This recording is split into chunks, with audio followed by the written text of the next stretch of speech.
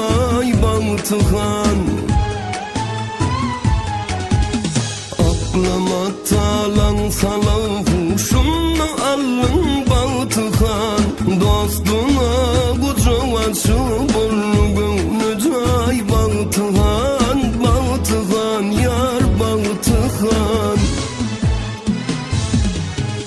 Sallanıp öyden çıkanda men nelerden yürüp gül yüzün görmeni var men bir zaman dursun gerek.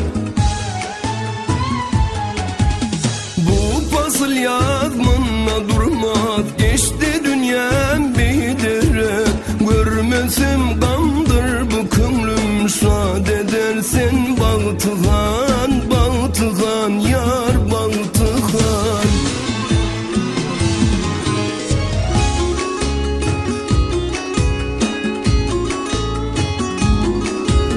Yar bakay köp velayetlerini gezdim. Görmedim sen ey peri, görmedim sen ey peri. Senin özgü yok mu darım, iki çeşmim revşeni. Giyinip lağli cuvahırda konu baltın ziri.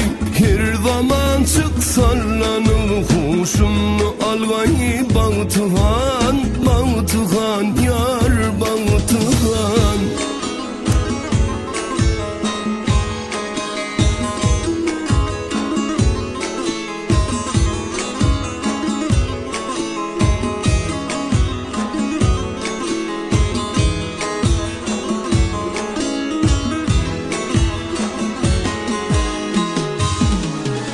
Devletli devranilerim yok, bir sözümde bir kınan. Yüreğime doğru geldim, bağrımı sen hep parala.